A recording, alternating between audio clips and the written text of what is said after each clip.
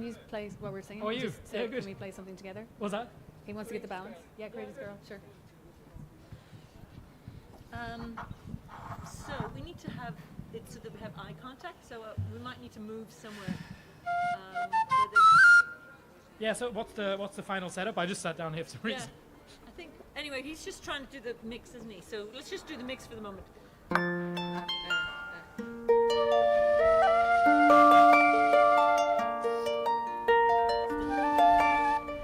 Stories and songs are gone, brothers and parents too.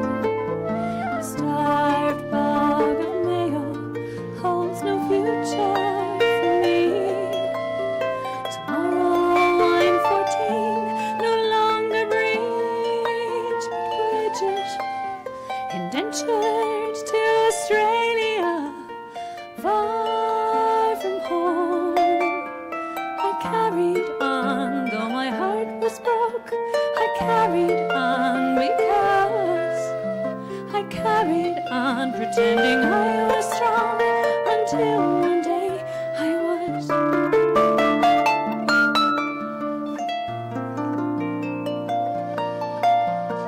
Ship called Lady Peel, my language left behind. Roaring seas and hunger leaves us crying for home. Can't talk to each other as English is spoken here. I fight for life and I don't know why. Far from home, I carried on, though my heart was broke. I carried on because I carried on, pretending I was strong, until one day I was.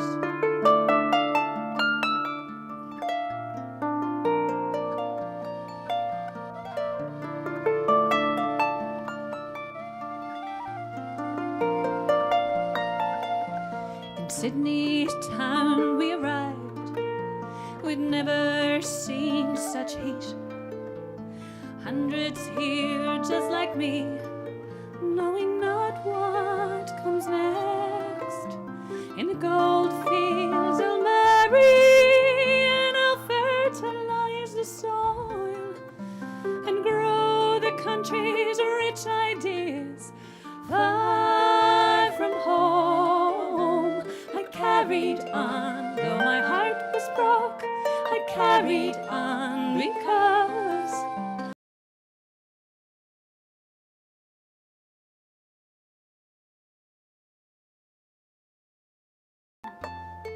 Kelly.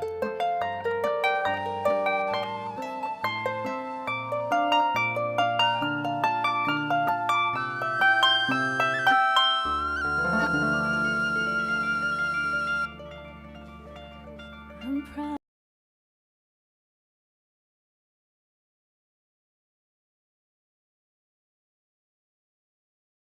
Who's like me who come here with broken hearts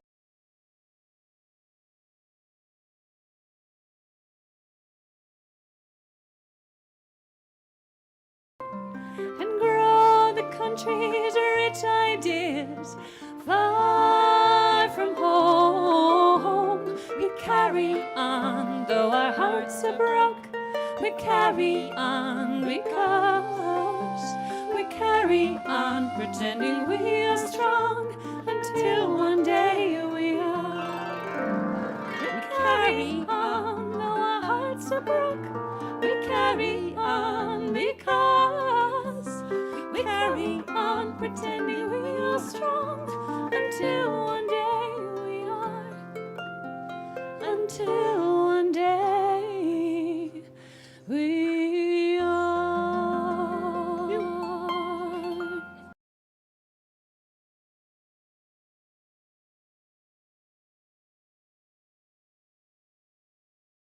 We can skip this whole thing if you want to just do a random key, do. Yeah. Yeah. Yeah, it's an awkward thing on the whistle. Did you want to try the start of the Orphan Girl? I mean, I could do it. It just sounds a bit. we can skip it. I mean, is it like what do you do?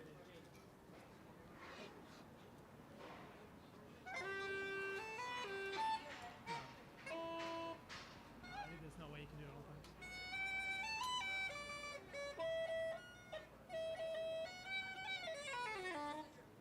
Was that D? Yeah. I mean, you could do the. But there's just so not very good. What was that? I did. I stayed up all night.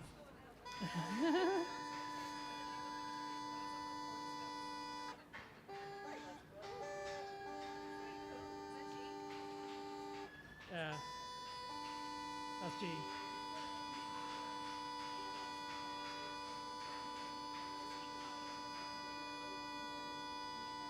Sounds a bit like a car alarm.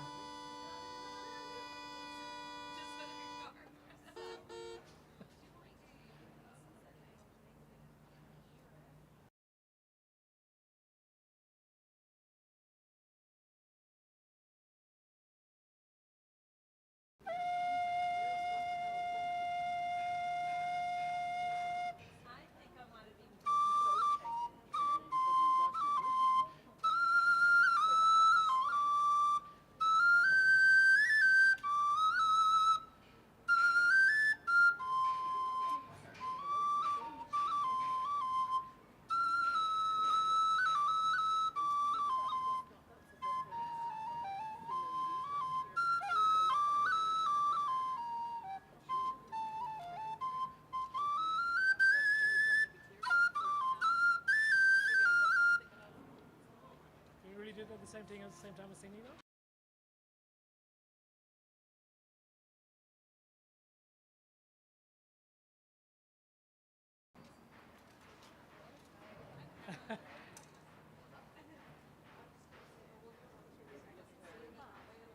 Yeah. Should we just skip the pipes then? Let's put them down. Yeah. Easy. Yeah. I can stand up.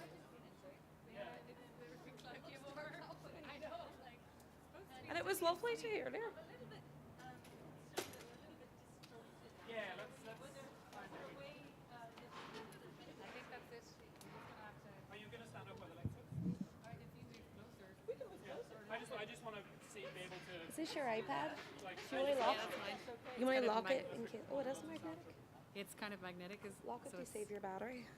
I Oh, don't know yeah, how to do okay. it, sorry. I mean, the battery's pretty cool, but it's a good point. That way, so I'll probably be better off on the other side. Oh yeah. Should Then we? that's where the reeds are coming in. As long as they can, like, if you want to give me a nod or something. Sorry, we just got through. You moving? Yeah. Is that alright? Cable's long enough? Do you want me to run or you alright? Closer to where she's going to be. Glad I brought my jacket.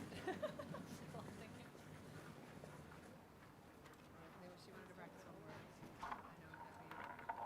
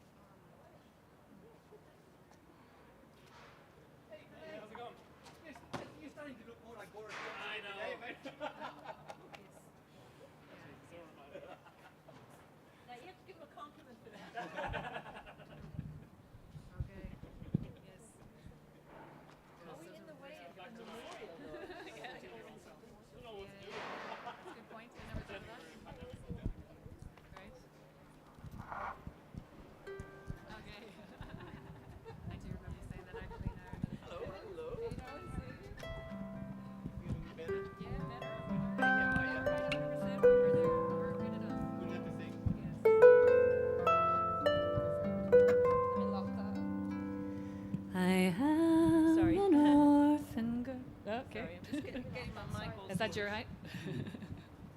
Gotta make it me height. I know. Sorry, let me try that again.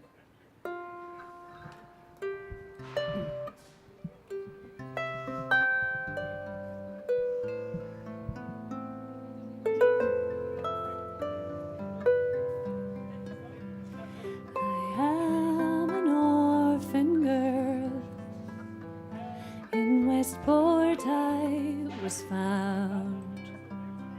The workhouse is my world since the Brady's took us Here we down. go.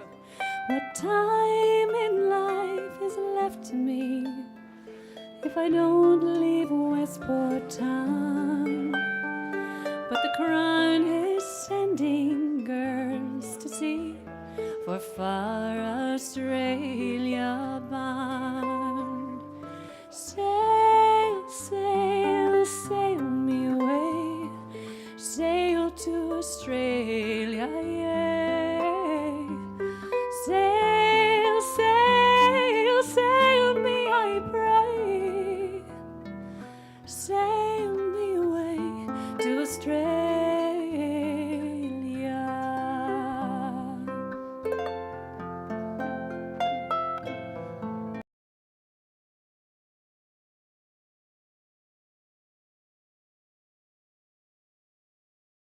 Australia's fine. They say Australia's fair. Australia's on my mind, and the fields of praise there. I pray when this inspection's done that they'll say me fit to sail, for they don't just send out anyone. Oh Lord, don't see me fail. Sail, sail, sail me away, sail to Australia, yea. Sail, sail, sail me, I pray, sail me away to Australia.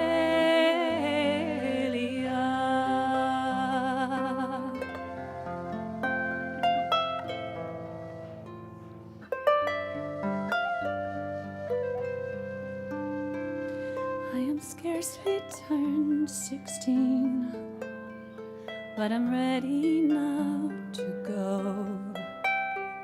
I'm decent and I'm clean, fit for any man to know. And I will be some good man's wife, if there I'll settle down and find myself a better life if I get to Sydney town. Sail, sail, sail me away, sail to Australia, yea. Sail, sail, sail me, I pray, sail me away to Australia. Sail me away, sail me, I pray, sail me away to Australia.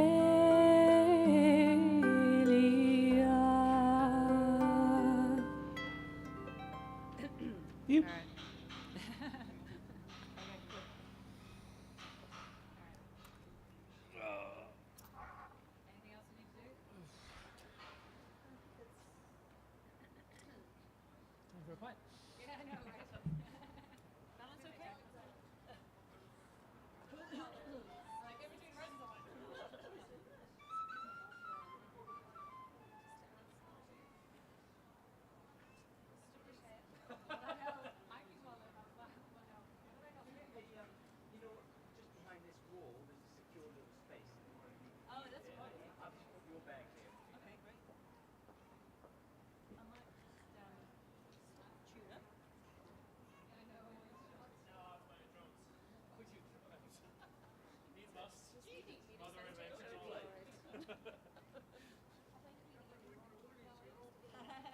It's not too bad up here. I mean, the last time it was too sunny.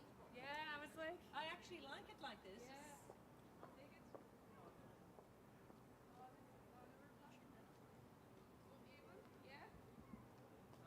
will we do this? Because Pelly's on pipe. So Pelly's going to do tin whistle. This is you're off the hook. Do you want to run this with Pelly just, or yeah? No bother. Give me a shout. Rush.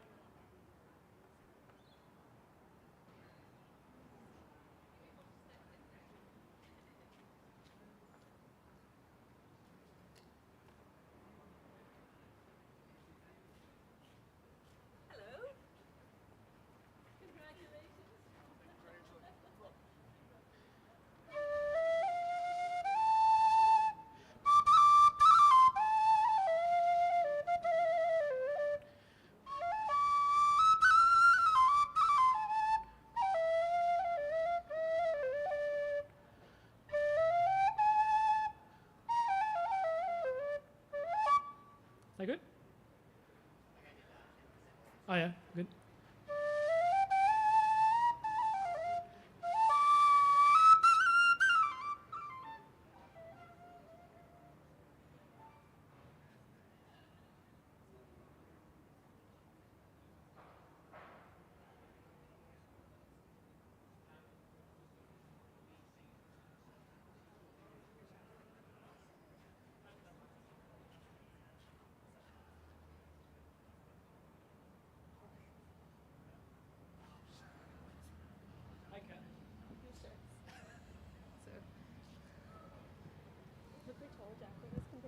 What's that? How tall Jacqueline is compared to me.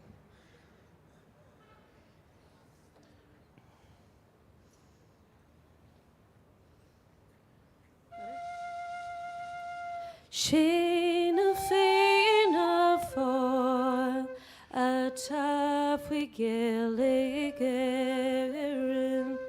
wind or slua heartin doranicum fweem which face here shantir shin sheer fausta niag far Frinchirna fin trail Unknocked himself Vernovel Liganer Gil Coon Bash no sail Laguna Skrik Free Lawak Nabile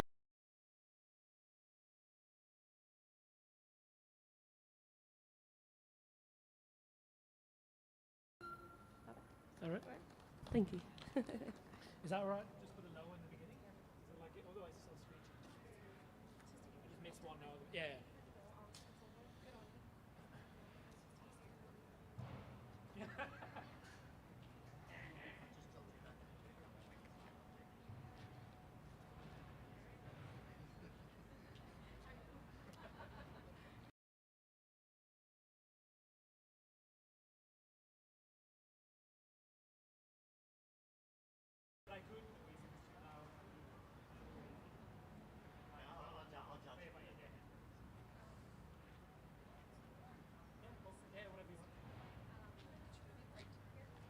What's that?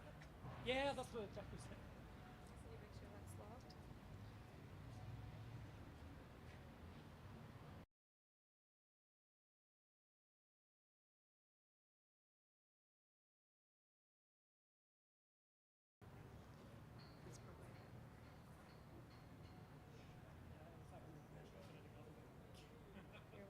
Good on you. Why did I do the lock in this? General. Home screen and lock.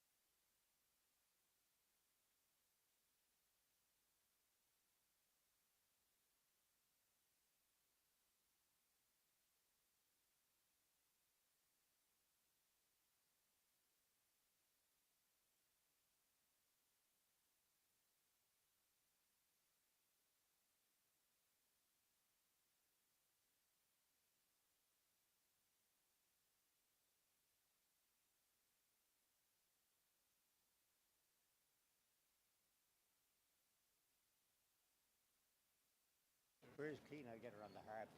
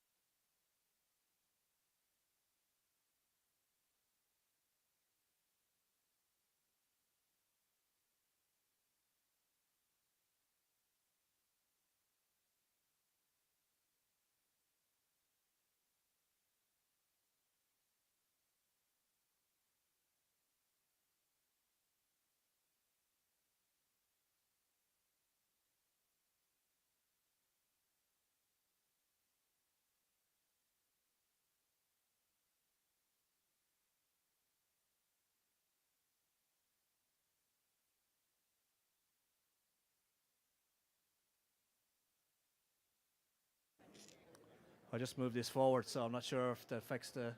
You hearing anything there?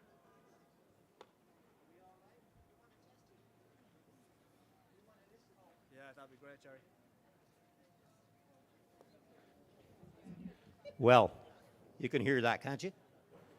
You happy with that? Vez, will I sing a song about Rathdowney? When I was in Rathdowney.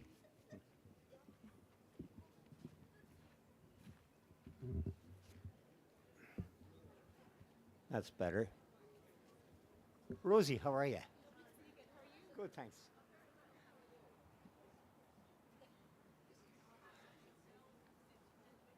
We're on the ready. We're on the ready.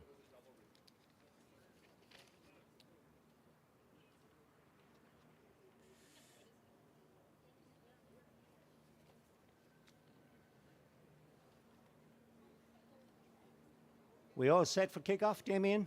All set? Right. Good afternoon, everybody. Tá fáilte rómh go léir. You're all welcome. Can I ask you to put your mobile phones on silent, please? Thank you.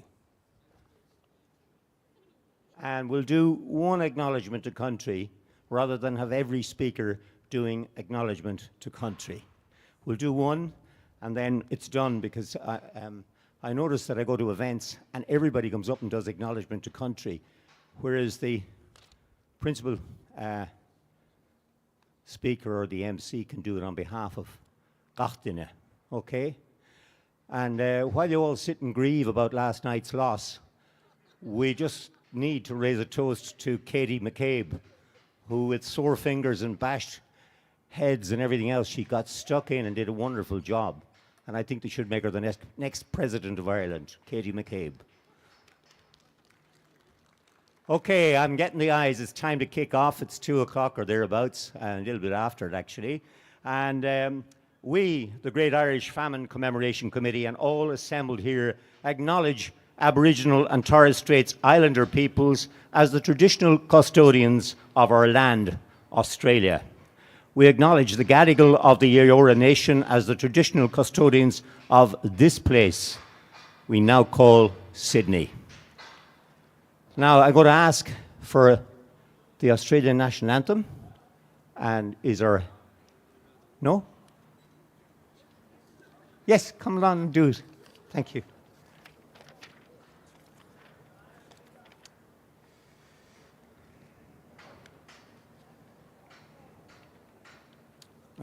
Next page. Now, Joan Leach, of course, is a descendant of the orphan children, and it's an honour to have her here every year to sing the Australian National Anthem. Joan, it's over to you.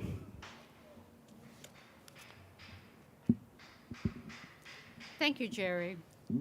I'd like everyone to join in to sing our anthem together.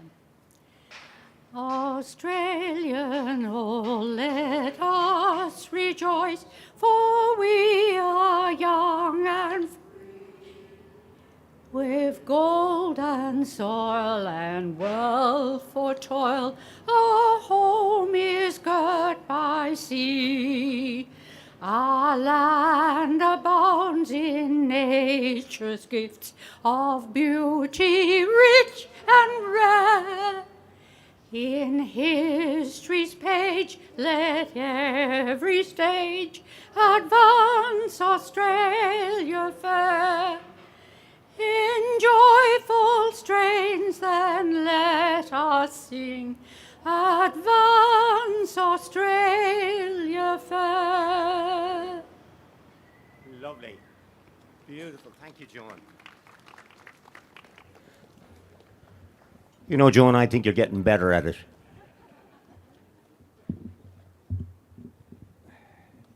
Right, we'll do the Irish National Anthem now. And I'm going to do the verse in Irish, and then I'm going to try and sing it in English as well, so that you'll understand what the Irish is all about.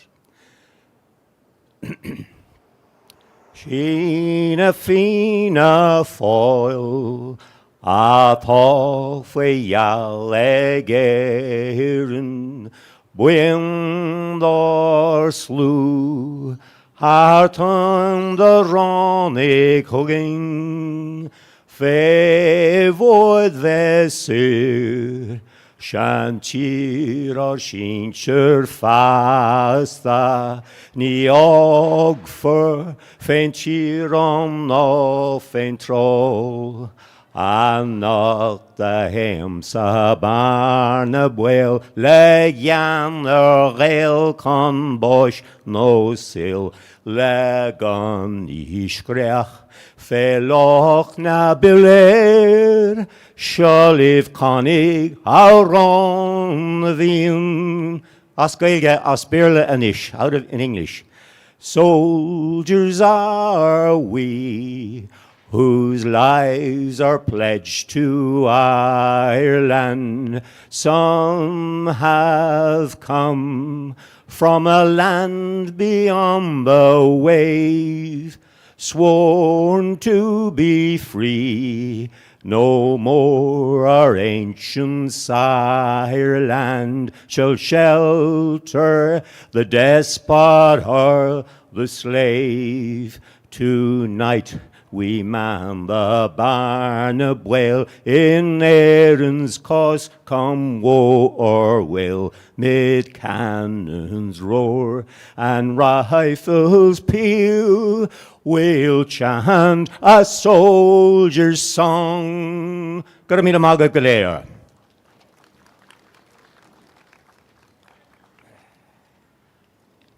Please be seated. Thank you. Now, we've got some lovely music here today for you. Where are they, my musicians? Come along. Don't be shy. Thanks. Thanks, Fez. We've got... Oh, they were going to do the national anthem. I stuffed that one nicely. Good, I didn't read the small print. Oh, my apologies. Do you want to do it again? Yes, come on. Come along. Indeed, to be sure, Trish, that's right. So, Pell and Rebecca, the Irish national anthem. Yes? That's what it says. Is that right? Come along, up here to the mics. Now, Pell comes from Sweden. Imagine. And he plays the tin whistle, and he's a great friend of the chieftains. I can't do it as good as you. Well, you do it then, surely. I cannot do it as good as Come you. on. Rebecca's going to do it as well. Right. You must all know the words by now, so.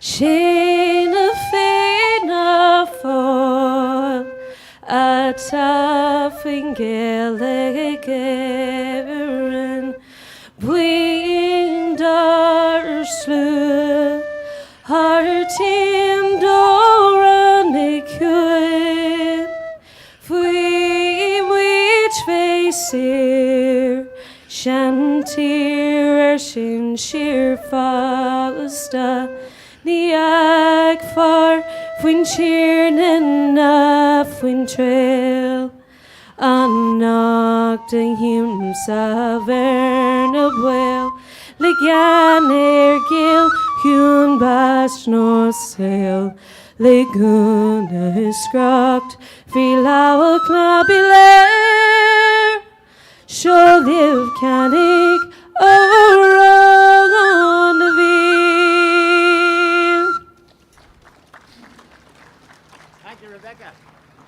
Yeah, well, there's nothing like a double whammy, is there, really, in these hard times? Right. Now, Damien, I would like to call Damien to the podium. And Damien Ennis, of course, is the chair of the GIFCC. And Damien is going to do a little welcome to everybody. Thank you. I will be very brief, uncharacteristically. Thank you for everyone who's made the effort to come here today. Thank you to everyone who's been involved for the effort that goes into this year on year. This year we were obviously slightly different. We were selected as the international venue for the Ireland's National Famine Commemoration Day. And we're very proud of that. We're also very happy for everyone that was involved in that particular process. Just a quick acknowledgement of some of the people that are here. I'd like to welcome Ambassador Tim Maw, Thomas Byrne, Minister of State, Julia Finn, MP and Parliamentary Secretary for the Arts in New South Wales, Rosie Kane, Martin Killian, COO of Museums History New South Wales, and Mary Darwell, CEO of Museums History New South Wales. Many of the Irish community are incredibly supportive of us. I know Alan Humphreys, the Irish Support Agency President, is here. Karen Murphy, St Patrick's Day Festival. Pamela O'Neill, who's part of the Celtic Council of Australia. Jelf Kiltea, and the Irish media is represented here as well. Last but not least, for the acknowledgements, Fez Champion for his work every year, tirelessly. Cleona Mullins on the harp. Jackie McPhee, who you'll hear later. Pell Soderstrom, our Swedish Celtic friend. Angela Scott and Susan from the Museum of History New South Wales, and of course Jerry Faulkner, who has a much better singing voice than I thought.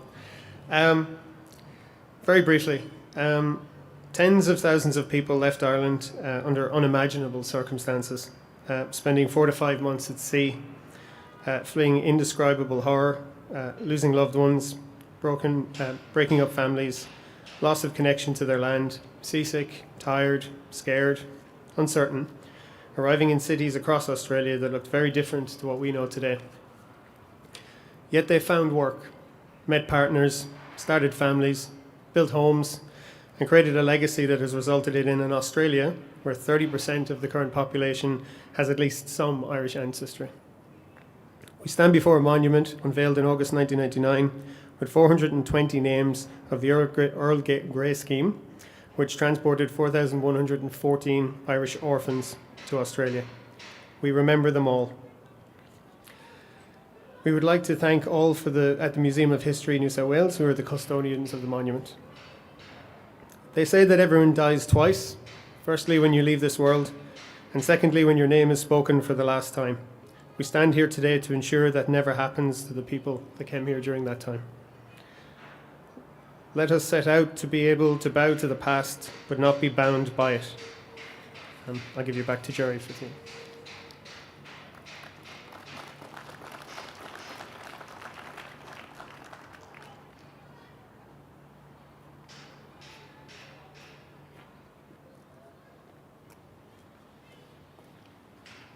Okay, the introduction for Mary Darwell, have you got that, Damien?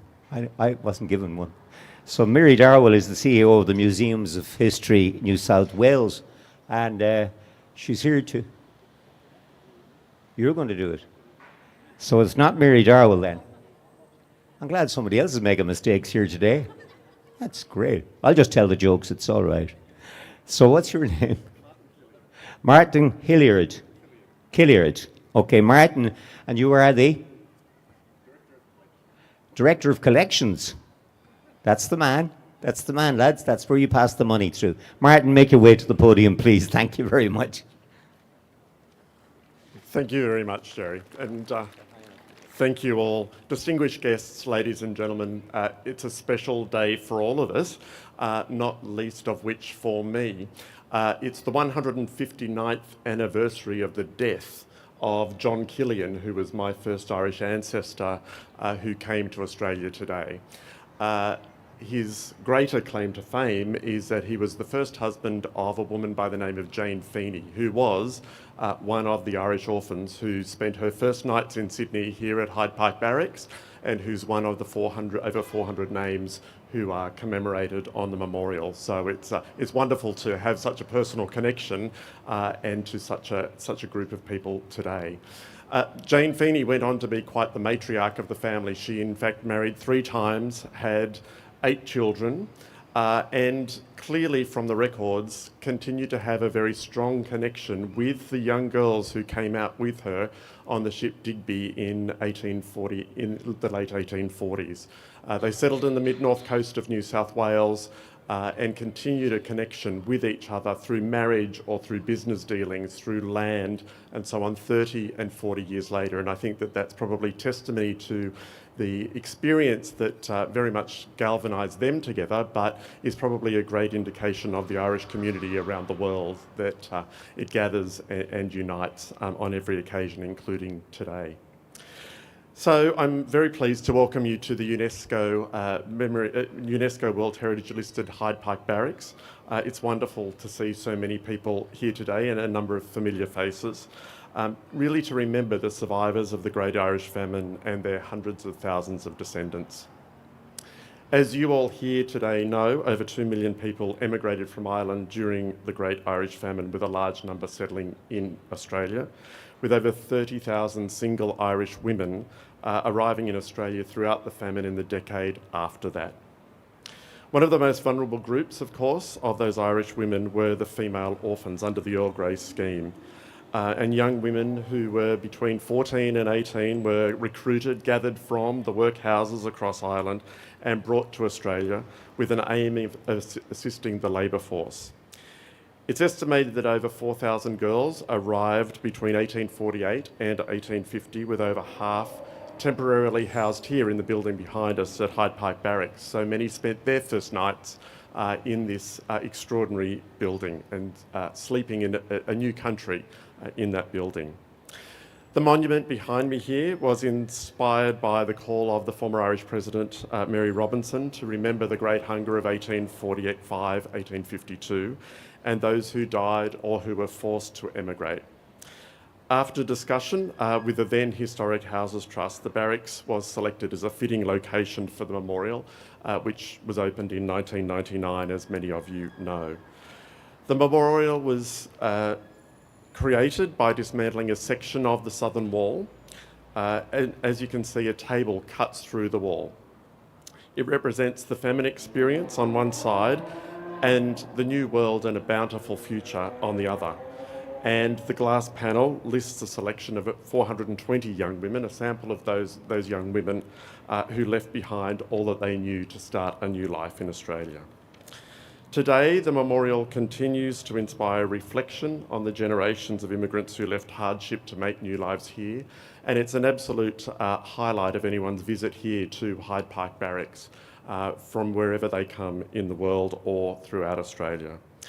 It's certainly the responsibility and great privilege of our organisation, Museums of History New South Wales, to be able to work with passionate community organisations such as the Great Irish Famine Commemoration Committee to ensure that the shared histories of our unique heritage places continue to be remembered. Thank you.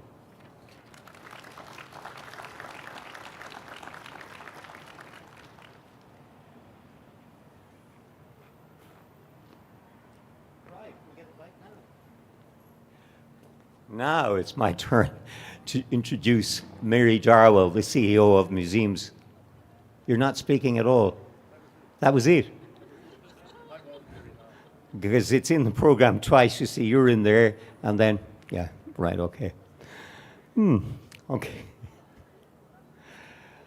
Okay, so it gives me great honor to introduce a gentleman that I've known only a few years, but we spent time on high stools together in the bush, and we mix and gather and talk, and he comes to the events, and he was on the GIFCC committee as well. And for those of you who don't know Dr. Jeff Kildare, I'll just give you a small bit about him before I invite him up to the podium. I have a bit here for him. He was educated at the University of Sydney, where he gained a BA, an LLB, and an LLM, and at the University of New South Wales, where he received an MA in History and was awarded a PhD for his thesis on sectarianism in the 20th century, early 20th century Australia. So he practiced law in the early 70s and became a barrister in 1979. And after receiving his PhD, he taught Irish and Australian history at the University of New South Wales and at Sydney University Centre for Continuing Education. And this is the good bit, in 2014, he held the Keith Cameron Chair of Australian History at University College Dublin, and that's where he learned how to drink Guinness, that's for sure. He's written many books and articles and presented papers in Australia, Ireland, and the United States. And if you put in Dr. Jeff, that's Jeff, Kildare, Kildea, into Google or any other search engine, you'll find out the whole host of books that he's written, all, of course, of a history nature. Ladies and gentlemen, would you please give a warm welcome to Dr. Jeff Kildare.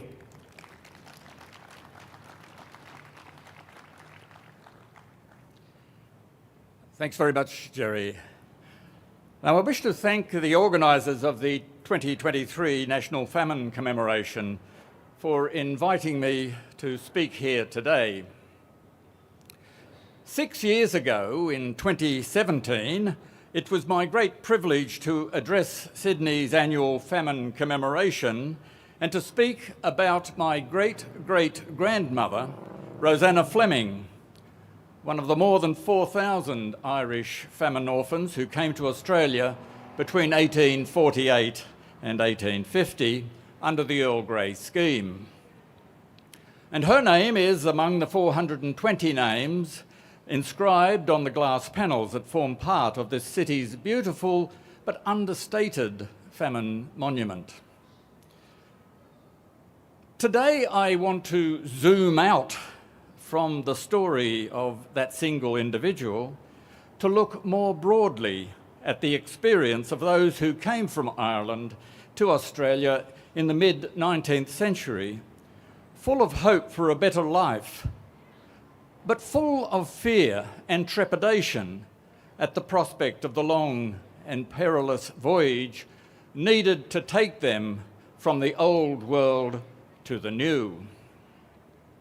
Now, this theme came to me during a visit I made to King Island last week. For those who do not know King Island, it lies at the western entrance to Bass Strait, the body of water that separates Tasmania from the Australian mainland.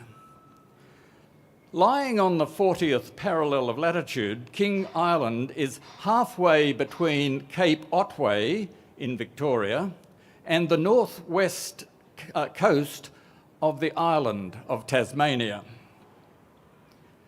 Sailing ships travelling from England or Ireland to New South Wales would sail south of the equator to the 40th parallel and take advantage of the strong winds known as the Roaring Forties to race across the Southern Ocean Initially, those ships sailed south of Tasmania, or Van Diemen's Land as it was then known, before turning north to complete their journey. But with the discovery of Bass Strait in 1798 by George Bass and Matthew Flinders, mariners would reduce by a week the sailing time to the colony by passing through the strait. The problem, however, was that they had to thread the needle, passing either north or south of King Island, which at 65 kilometres in length occupied 13% of the width of the strait, right in the middle, thus posing a significant hazard in the days before modern navigation aids. Even old technology was lacking until mid-century. It was not until 1848 that a lighthouse was built at Cape Otway, and another 13 years would pass before one was built at King Island. Strong winds, uncertain currents, and inadequate charts of the coastline made the passage through the strait treacherous. As I learned on my recent visit to King Island, many a ship's captain failed to thread the needle, and the rugged west coast of King Island is the site of several shipwrecks from those times.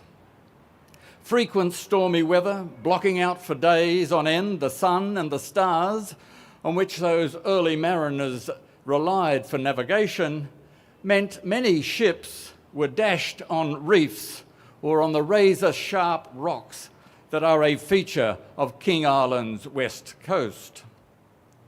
In January 1835, a ship called the Neva left Cork carrying 150 female convicts, 9 free women and 55 children. 4 months later, it struck a reef off the northwest coast of King Island and broke up. Of the 239 passengers and crew, only 15 survived. It was then Australia's worst shipping loss.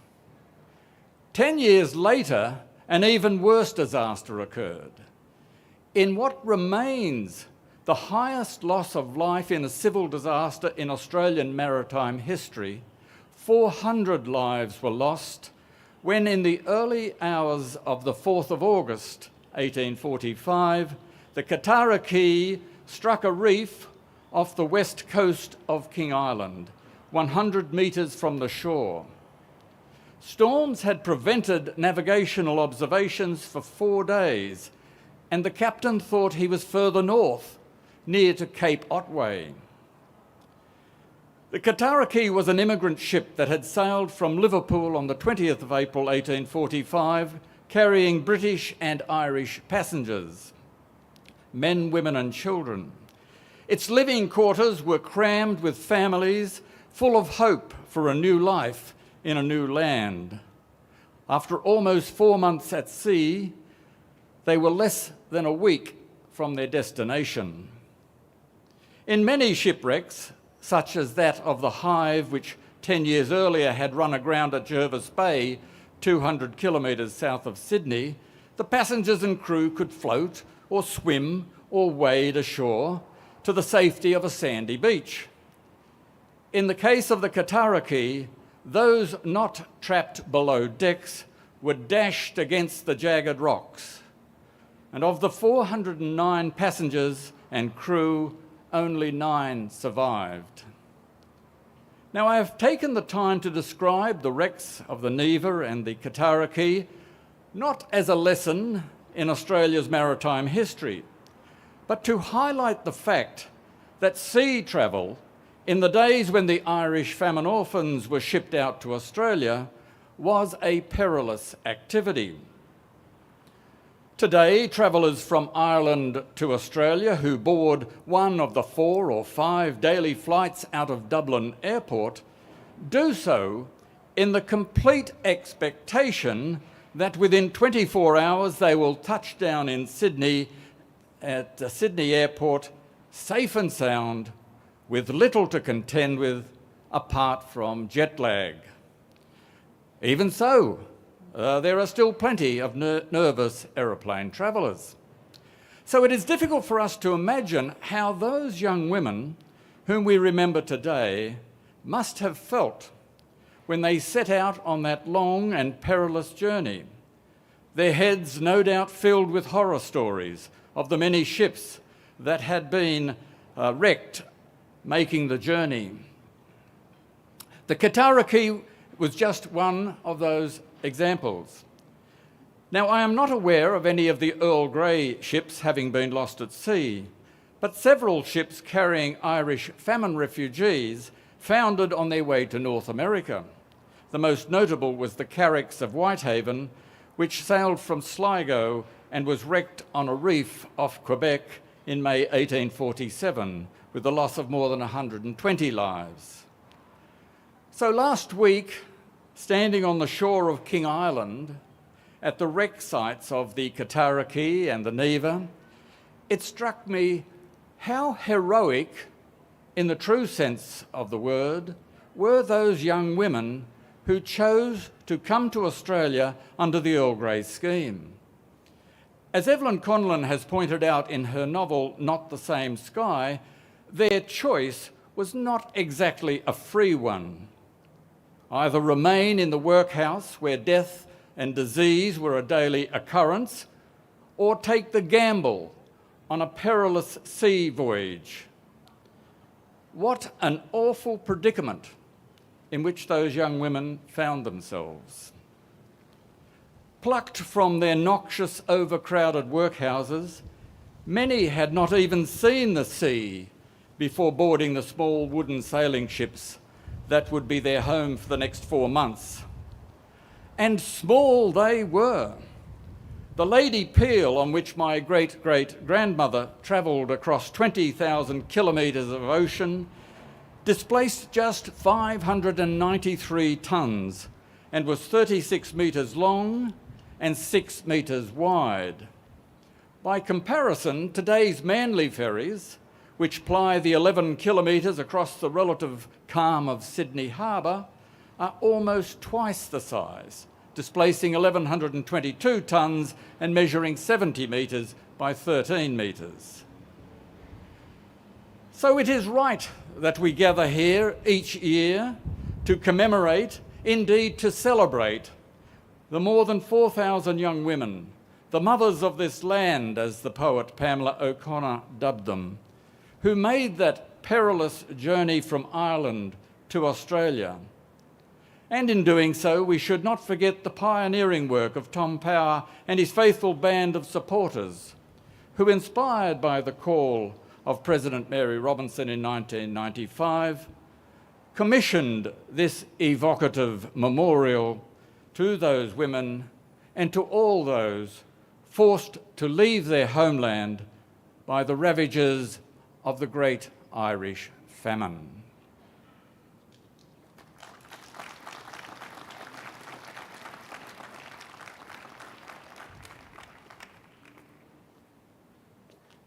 Thank you very much, Jeff. What a wonderful insight into life on those ships and the terrible trips around King Island all the way up here to Sydney and into Melbourne as well. Amazing insight, and thank you. That was a very interesting talk. Thank you, Jeff. Now, I'm a Galway person, of course, and it gives me great honour to introduce a lady who came from Galway to Sydney about 2 years ago now. Is that right, Rosie? Our lovely Consul General of Ireland, Rosie Kane from Letterfrack in Connemara. Tá fáilte ród. Welcome aboard.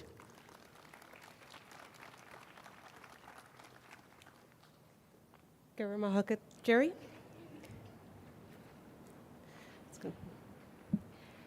Ladies and gentlemen, distinguished guests, good afternoon. Accordia, as Ireland's Consul General to New South Wales, it's a source of great pride and honour that Sydney has been chosen as the site for the 2023 International Famine Commemoration. For good and bad, the Irish famine has shaped who we Irish are as a people and has shaped our nation. We're now a nation of migrants. We have a huge diaspora all over the world. But the tragedy of the famine and the suffering that endued has also made us a very compassionate people, something that I've seen in spades here in Sydney, in particular in the Irish community. And I understand that many of them are here today to show support for the Famine Committee, and I want to thank them very much.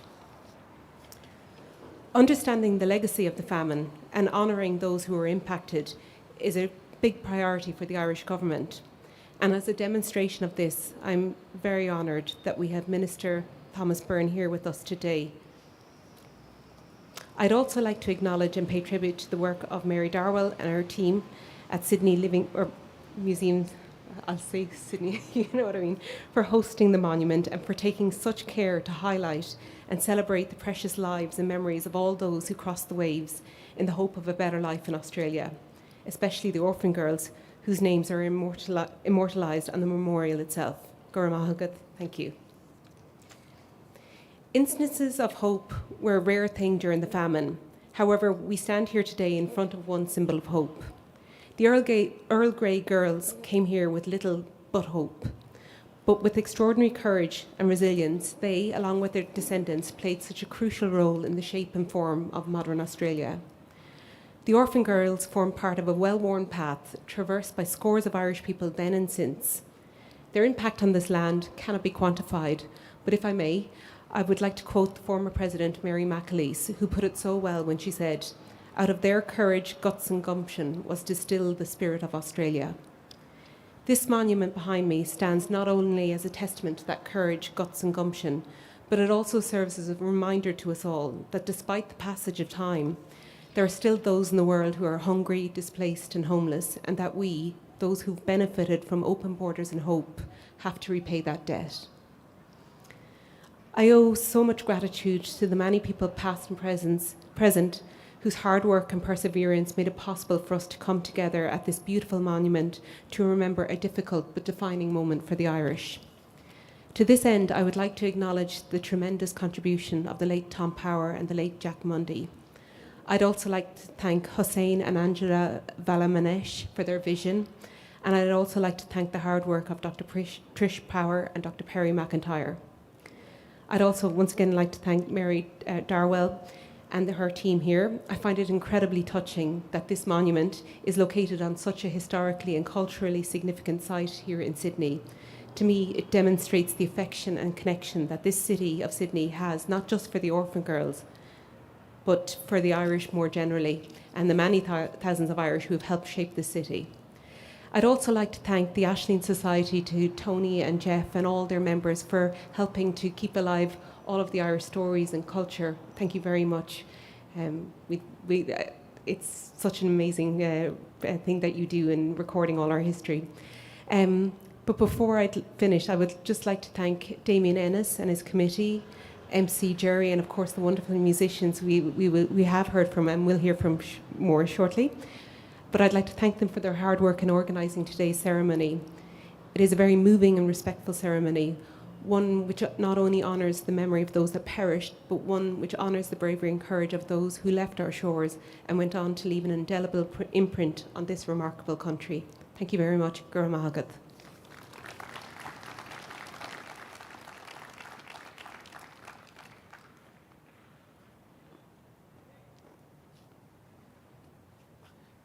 Thank you very much, Rosie. That was wonderful. And what I'd like to do now is say that it is a great honour, and we don't often get the opportunity to have a government minister here.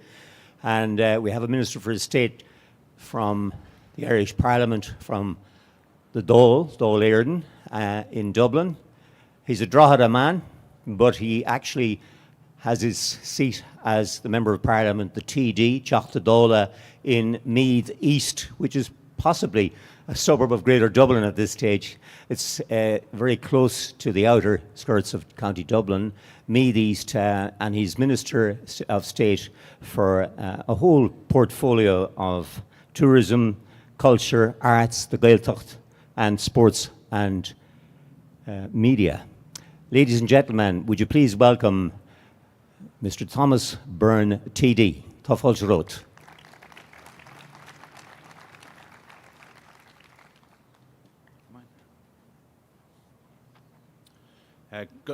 Gurav Magat Jerry, agus gur amach go gachtain atá an seo inniuh le comóra dhéanamh a gcuirt mór na hÉireann. Is mór an privilé dumsa bheith ihhardeanta I láthair an seo is Sydney na Hastráile. Níl áras ormach gur ócháid ír speisialta I seo agus gan buchas libh mar bhfuil de rialtas na hÉireann as an gcuire a thuair dumsa labhairt ag an seaamna seo inniuh. The impact of the Great Famine is often very hard to overstate. We are sadly familiar with the raw figures that reflect the level of death and emigration.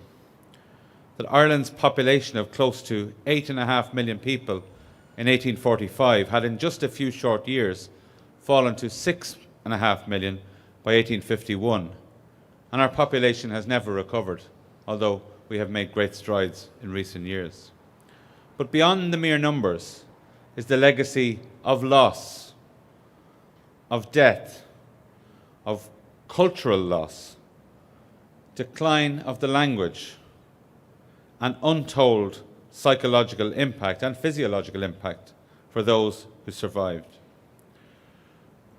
So the story of the famine is a story of suffering and victimhood. Let's be clear about that. But it's not just such a story. It's also a story of a resilient and determined people persevering through tragedy and welcomed in far-off worlds. Faced with raw hunger and disease, many left behind the world that they knew to seek a better life in unfamiliar places far from home. In those challenging conditions, these migrants made new lives, new homes, new communities, but never forgetting where they and their ancestors have come from, and they have thrived and prospered. The Irish diaspora, and many of you here today, you have a unique connection to Ireland, and one that's greatly appreciated and one that you have maintained through the generations. And it lives on today so clearly and vibrantly in Australia. One of the most notable of these links is, of course, as we speak much of today and always at this site, is the more than 4,000 young women and girls who were resettled in Australia through the Earl Grey scheme between 1848 and 1850. These orphan girls were recruited from workhouses across the 32 counties of Ireland to meet the demand for domestic labourers and single young women in the colonies. This commemoration marks the 175th anniversary of the start of the scheme, but it also coincides today, the commemoration, with a new generation of determined and inspiring young Irish women making their mark on the world stage. And we saw that last night with our team here in Sydney. I've also seen it as well, Sydney Swans and other sports teams here where Irish girls or Irish women are making a massive impact all across the world. So when remembering the suffering and the tragedy, the death and the loss, let us also remember that throughout our history, before the famine, through the famine and after the famine, Irish people have gone around the world with the best of intentions, with the best of work, determination to make things different and to make things right. And I do want to thank you all here in Australia and Sydney, those of you who have made the commemoration possible, who have been responsible many years ago for this beautiful and sacred monument, and the committee that keeps the memory alive, because memory is so important. Memory often fades, and if we don't remember, if we don't make an effort to remember, the memory will certainly fade. And that's why your committee is doing such important work.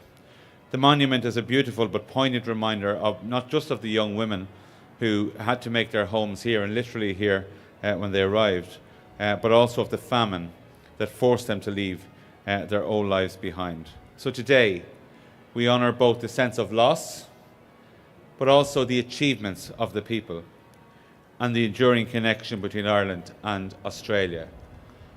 Agus guim son gachtainna a furbás I rith an ghuirta mór, go raibh siad I measc na naomh inniuh, agus déanamid comóra speisialta orthu, agus ar na daoine a don an seo, around an saol nua a chur le chéile an seo, agus dá sluachta freisin a tháinig in ní agus sibse in neomh a rinne anna tionachar agah san Astráil agus ar fud an domhain.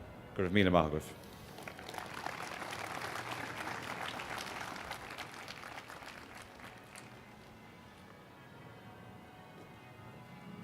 Good evening, Margaret, Minister, and it really is an honour to have you here. I'm glad you were here for the match last night too.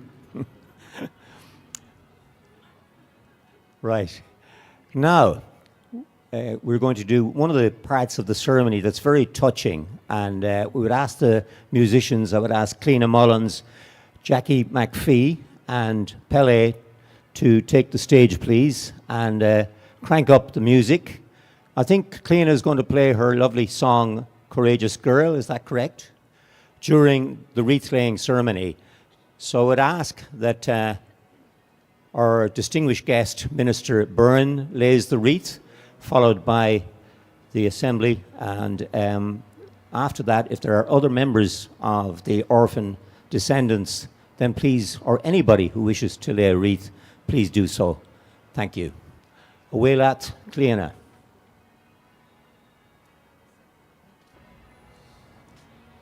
It was several years ago at this amazing event. I was playing the harp and I was so moved, as you are this evening, this afternoon. I went and wrote this song because it was just knowing what these girls had been able to achieve, having come from such tremendous hardship. I was also very impressed by what this committee has been able to do with paying it forward to refugees that are coming out right now. And that was such a beautiful, moving thing that we wrote this song about a breach who comes on the Lady Peel. Sung today by Jackie McPhee.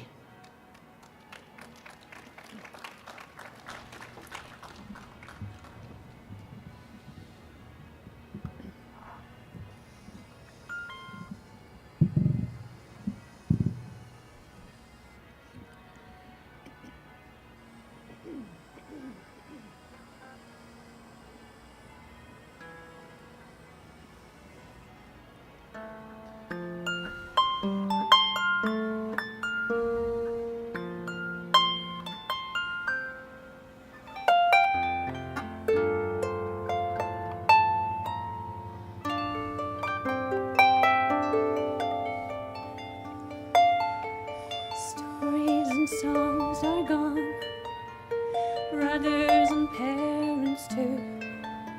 The starved bog of Mayo holds no future for me. Tomorrow I'm 14, no longer breech, but Bridget, indentured to Australia, far from home. I carried on, though my heart was broke. I carried on because I carried on, pretending I was strong, until one day I was.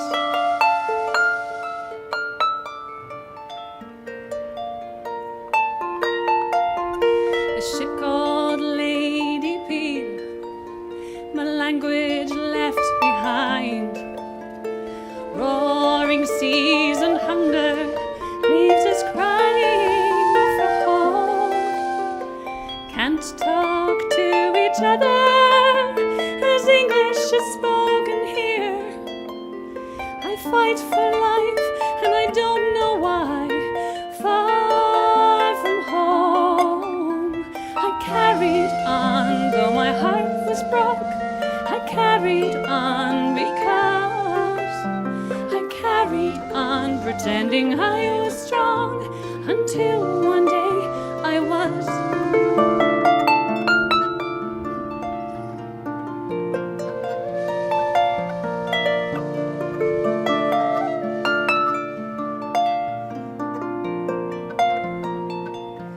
In Sydney town we arrived. We'd never seen such heat. Hundreds here just like me, knowing not what comes next. In the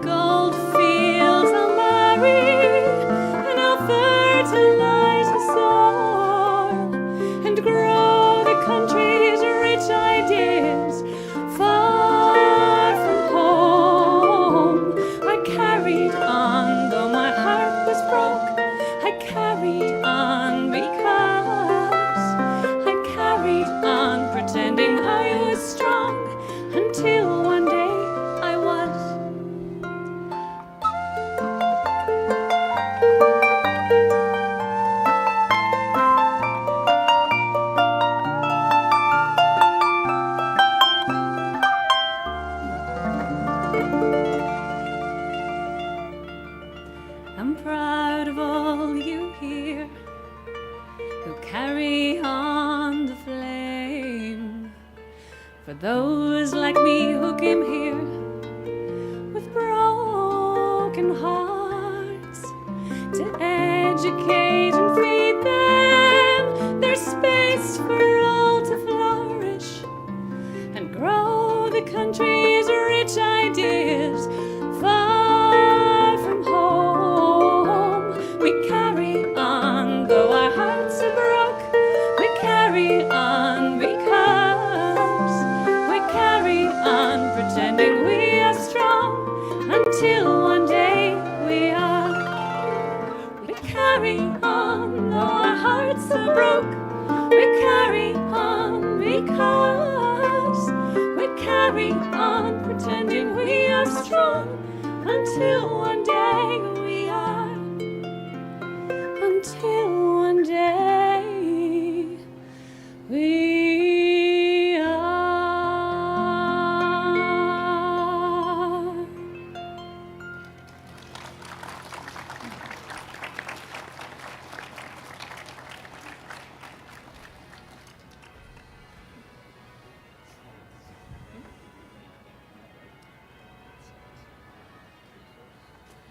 Okay, we're going to, that was fabulous. Jackie McPhee singing there. She comes from Belfast.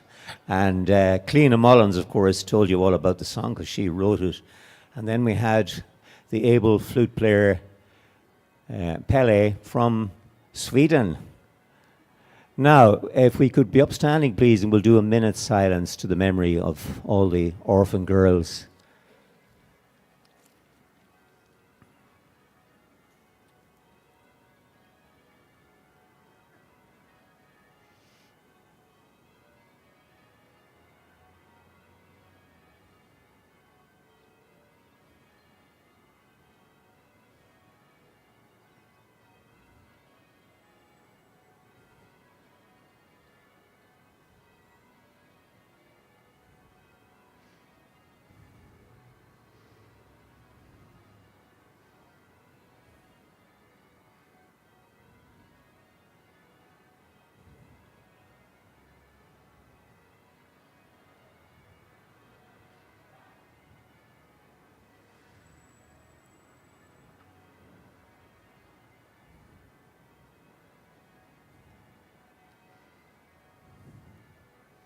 Thank you. Amazing how long a minute is. Now I'm going to ask Damien Ennis, our chairman, to address you with some closing remarks, and I think he's going to invite us somewhere too.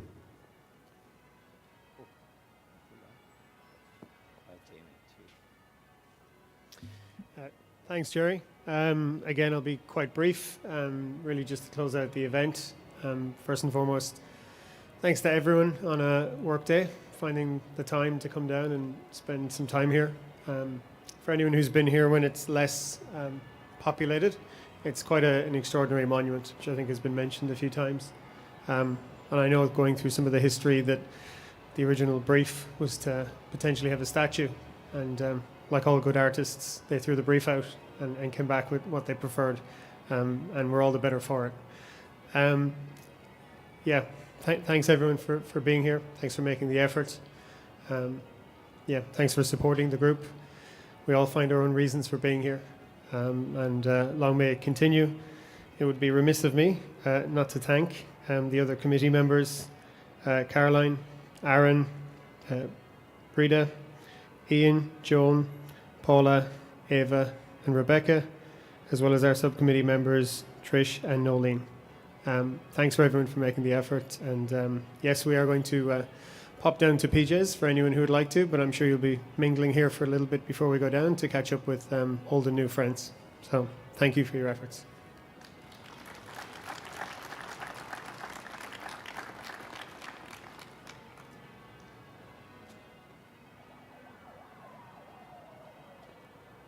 So Cleena and Jackie and Pelle are going to sing the beautiful song. You may remember some years ago, Brendan Graham arrived here.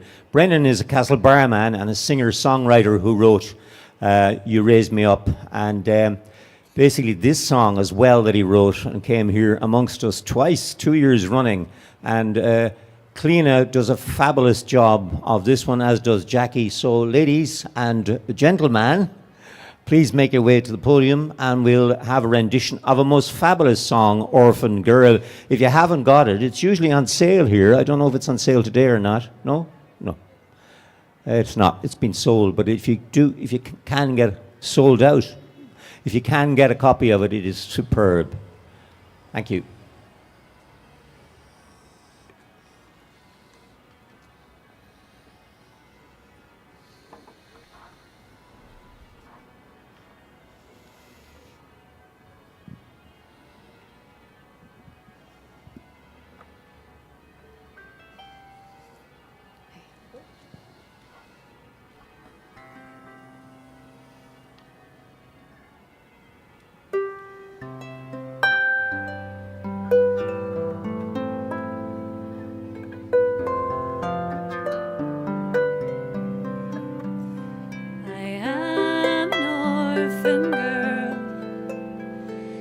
Westport I was found. The workhouse is my world. Since the British took us down, what time in life is left to me if I don't leave Westport town? But the crown is sending girls to sea for far Australia bound. Sail, sail, sail me away, sail to Australia, yeah. Sail, sail, sail me, I pray, sail me away to Australia.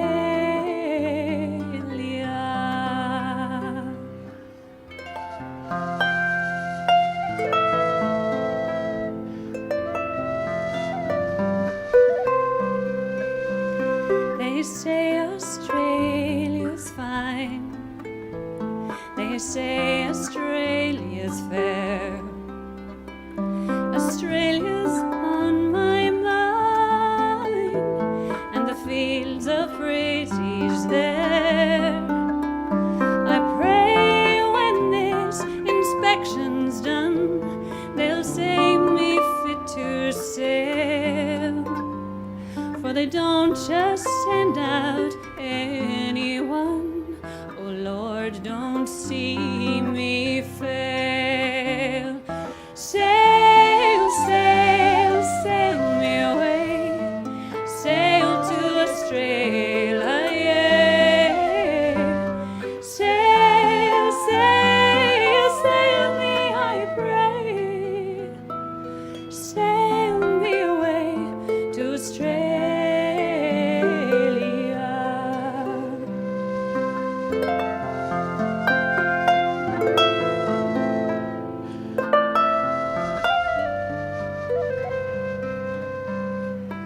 Scarcely turned 16, but I'm ready now to go.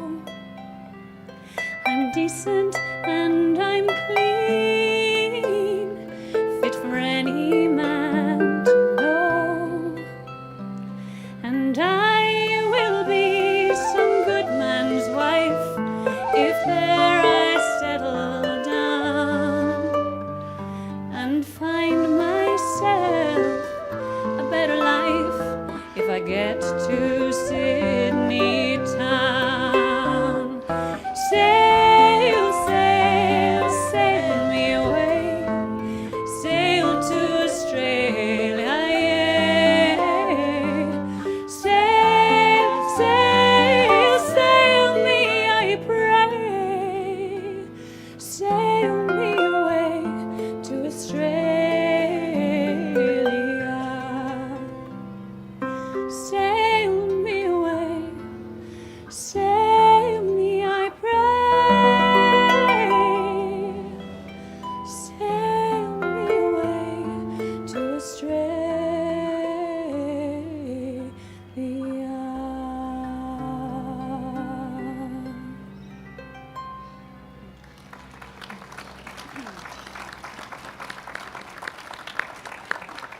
Garmagov.